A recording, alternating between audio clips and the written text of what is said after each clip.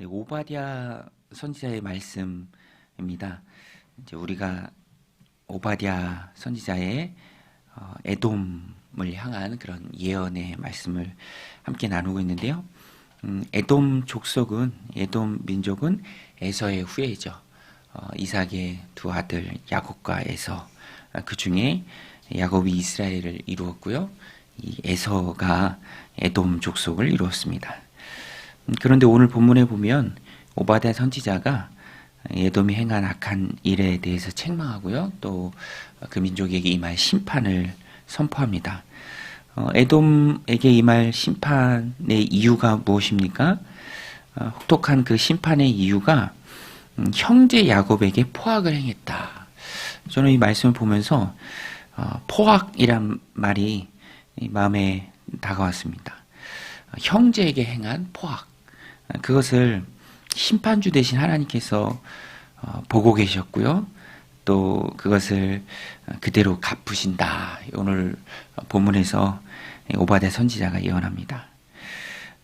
형제에 대한 의무를 다하지 않은 에돔, 오히려 의무를 다하기보다는 같이 괴롭히고 또 우는 아이 뺨 때리듯이 유다가 어려움을 겪고 힘들고 고통스러워하고 괴로워할 때 오히려 그 곁에서 이 유다를 힘들게 하는 다른 민족들보다 훨씬 더 악하게 구는 것.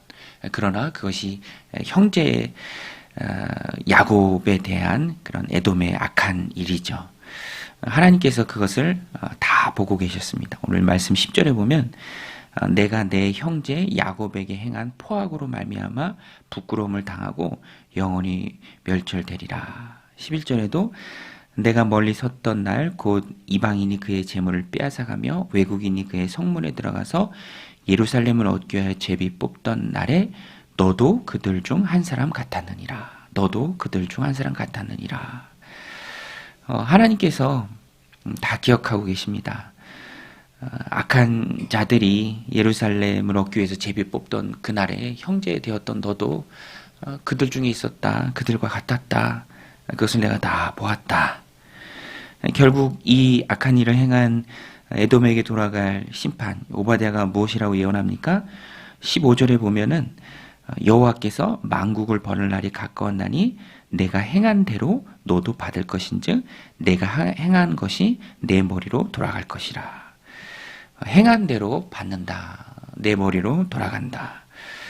굉장히 두렵고 떨리는 말씀입니다. 물론 오늘 말씀이 1차적으로 에돔 민족에게 주는 예언입니다. 오늘 신약시대를 그리스도의 은혜로 살아가는 우리들에게 꼭 이 말씀이 문자 그대로 해당되는 것은 아니죠. 그러나 구원받은 자로서 이 땅을 살아갈 때 우리가 갖춰야 할 하나님 앞에 바른 마음가짐이 무엇인가에 대해서는 오늘 본문이 우리에게 잘 말해주고 있습니다. 오늘 우리가 하나님 주신 인생을 살아갈 때 계속 심습니다. 무엇인가를 심어요. 심는 것이 우리의 인생이죠. 그러면 그 심는 내용이 무엇인가? 구원받은 그리스도인으로서 하나님의 백성으로서 우리는 무엇을 심어야 합니까? 무엇을 심든 심은 대로 거둔다. 우리가 늘 기억해야 합니다.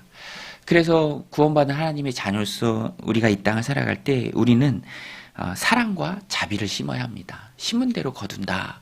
심은 대로 돌아온다. 행한 대로 보응받는다. 이것을 우리가 늘 기억해야죠. 오늘 하나님 주신 하루의 삶을 그리스도인으로서 살아갈 때 우리는 사랑을 심어야 하고요. 따뜻한 말을 심어야 하고요. 또 위로와 격려와 중보하는 기도를 심어야 합니다. 그것이 우리에게 돌아오는 것이죠. 주님께서도 말씀하셨죠. 어느 집에 가든지 그 집을 위해서 축복하라. 복을 빌어주라. 그것이 합당하다면 그 복이 임할 것이고 그렇지 않다면 그 복이 너에게 돌아가니 오늘 우리는 그 말씀을 기억하고 행한 대로 받는다. 너무 귀한 말씀이죠. 특별히 그리스도인 된 우리에게는 더 귀한 말씀입니다. 그래서 오늘 우리는 사랑과 자비를 심어야 합니다. 심는 것이 힘들지라도 거둘 것, 돌아올 것을 기억하면서 심어야 합니다. 행한 대로 돌아온다.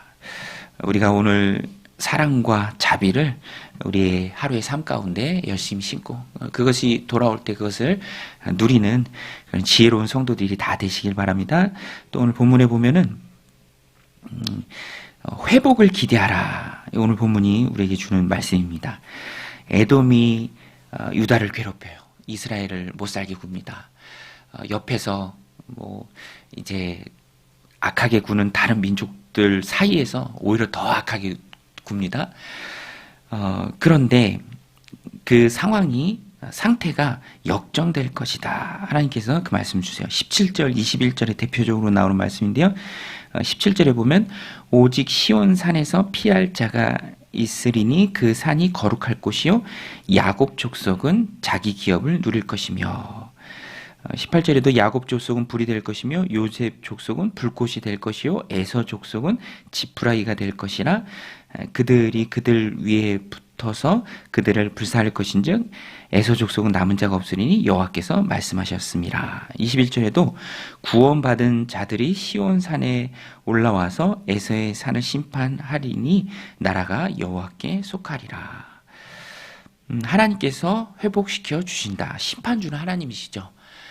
사람의 논리대로 사람의 힘대로 그 힘을 가지고 괴롭히고 또 조롱하고 포악하게 구는 것 같아도 결국에는 하나님께서 심판주로서 심판하십니다. 잘못된 것을 바로잡으시고 어그러졌던 것을 푸시는 분은 하나님이시죠. 신원하여 주시는 분이 하나님이십니다. 오늘 우리가 세상을 살아가면서 억울한 일을 당합니까? 믿었던 사람들한테 고초를 당하고 또 힘든 일을 겪습니까? 그러나 우리가 그 상황 속에서도 잊지 말아야 할 것은 내가 하나님 편에 꼭 붙어서 하나님 편에 거하면 결국에는 심판주 되신 하나님께서 회복시키시고 바로 잡으신다라는 것입니다.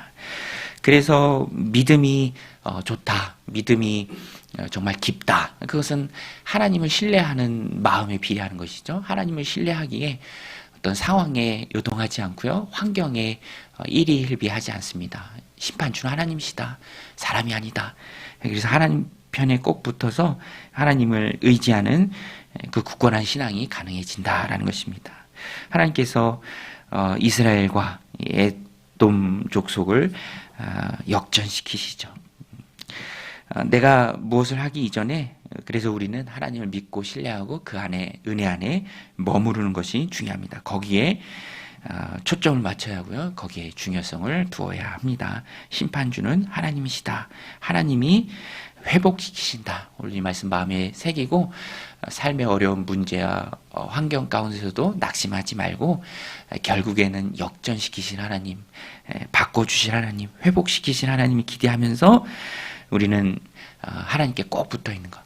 가지가 포도나무에 붙어 있어서 많은 열매를 맺는 것처럼 오늘 하루도 붙어 있기 위한 노력, 말씀과 기도로 깨어있는 저 여러분들이 다 되시기를 주님의 이름으로 간절히 축원드립니다. 우리 같이 말씀 붙들고 기도하며 나아가겠습니다. 하나님 아버지, 오늘도 저희들 주님 전에 불러주시고